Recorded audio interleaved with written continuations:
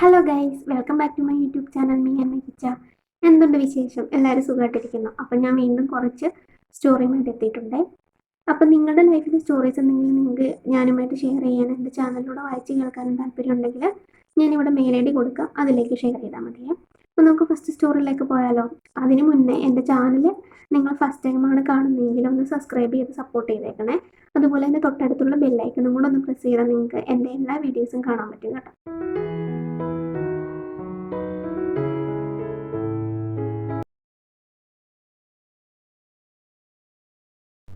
അപ്പോൾ first story നോക്കാവേ.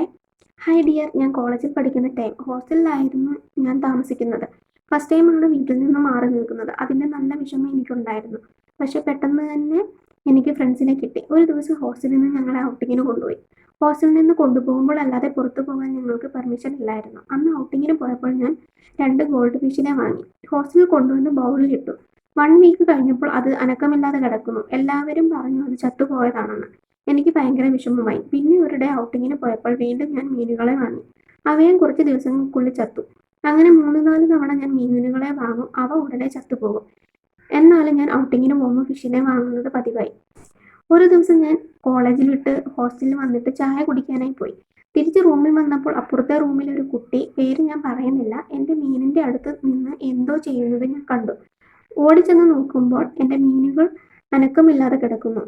നോക്കുമ്പോൾ അവൻ്റെ കയ്യിൽ എന്തോ ഒരു ബോട്ടിൽ. അത് ഞാൻ പിടിച്ചു വാങ്ങി നോക്കിയപ്പോൾ അത് ഉറക്കഗുളികയായിരുന്നു. ഇത്രയും നാൾ അവനെൻ്റെ മീനുകളെ ഉറക്കഗുളിക കൊടുത്ത് കിടത്തിയതായിരുന്നു. ഇതൊന്നും അറിയാതെയാണ് ഞാൻ മീനുകളെ ചത്തതാണെന്ന് പറഞ്ഞ് കൊണ്ടുകളഞ്ഞത്. നെക്സ്റ്റ് സ്റ്റോറി നോക്കാവേ. Story number 2. ഇതെൻ്റെ കുട്ടിക്കാലത്തെ സ്റ്റോറിയാണ്. എൻ്റെ വീട്ടിൽ ഒരു പൂച്ച ഉണ്ടായിരുന്നു. നിറയെ രോമങ്ങളൊക്കെ ഉള്ള വെളുത്ത പൂച്ചയായിരുന്നു അത്. ഒരു ദിവസം ഞാൻ അതിനെ ഒരു കവറിലാക്കി വീടിൻ്റെ മുകളിൽ നിന്ന് താഴേക്കിട്ടു. എന്നിട്ട് ഞാൻ താഴെ വന്ന് നോക്കി. അപ്പോൾ അതിൻ്റെ മൂക്കിൽ നിന്നൊക്കെ ബ്ലഡ് വരുന്നുണ്ടായിരുന്നു. നെക്സ്റ്റ് ഡേ അത് ചത്തു. വീട്ടിലുള്ളവരൊക്കെ വിചാരിച്ചത് പൂച്ചയെ വണ്ടി എന്തോ തട്ടിയതാണെന്ന്. ഇപ്പോഴും ആർക്കും അറിയില്ല ഞാനാണ് അതിനെ താഴെ തള്ളിയിട്ട് കൊന്നതെന്ന്. അയ്യോ പാവം.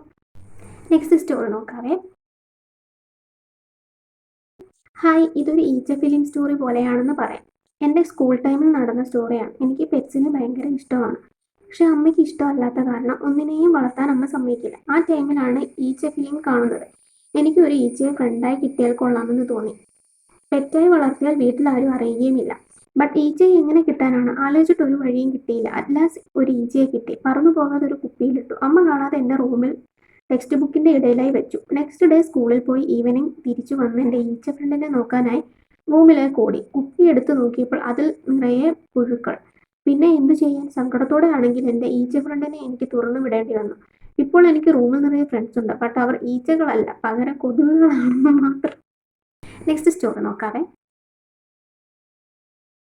ഹായ് ഡിയർ, ഇതെൻ്റെ അനിയത്തിയുടെ കുട്ടിക്കാലത്ത് നടന്ന സ്റ്റോറിയാണ്. എൻ്റെ പേരൻസ് പറഞ്ഞാണ് ഈ കഥ എനിക്ക് അറിയാവുന്നത്. അവൾക്ക് 2-3 വയസ്സുള്ള ടൈം. അവൾ മുറ്റത്ത് കളിച്ചുകൊണ്ടിരിക്കുന്നു. പെട്ടെന്ന് അവളുടെ കരച്ചിൽ. ഞങ്ങളെല്ലാവരും മുറ്റത്തേക്ക് ഓടിച്ചെന്ന് നോക്കി. അവൾ ഭയങ്കരമായി കരയുന്നു. എന്തു പറ്റിയെന്ന് ചോദിച്ചപ്പോൾ പാവ കീഴിൽ കൂടെ പോയി എന്ന് പറഞ്ഞു. എന്നിട്ട് വീണ്ടും ഭയങ്കര കരച്ചിൽ. എത്ര ചോദിച്ചിട്ടും ഇതല്ലാതെ അവൾ വേറൊന്നും തന്നെ പറയുന്നില്ല. ഞങ്ങൾക്ക് കാര്യം എന്താണെന്ന് മനസ്സിലാവുന്നുമില്ല. അവസാനം പാവയെടുത്ത് അവളുടെ കീഴിലൂടെയൊക്കെ എടുത്തു നോക്കി. ബട്ട് നോ രക്ഷ. കരച്ചിൽ കൂടുന്നതല്ലാതെ കുറയുന്നില്ല. അവസാനം എന്തൊക്കെയോ ചെയ്ത് അവളുടെ കരച്ചിൽ മാറ്റി. എന്നാലും പാവ എന്തിനായിരിക്കും അവളുടെ കീഴിലൂടെ പോയത്? ഇന്നും തെളിയിക്കപ്പെടാത്ത കേസായി തുടരുന്നു. അപ്പോൾ ഇന്നത്തെ സ്റ്റോറീസ് ഇത്രയേ ഉള്ളൂ. സ്റ്റോറി എല്ലാവർക്കും ഇഷ്ടമായെങ്കിൽ ഒന്ന് ലൈക്ക് ചെയ്ത് ഷെയർ ചെയ്ത് സപ്പോർട്ട് ചെയ്യണേ. അപ്പോൾ അടുത്ത ആഴ്ചയിൽ പുതിയ സ്റ്റോറിയുമായിട്ട് കാണുന്നത് വരെ ടാറ്റാ.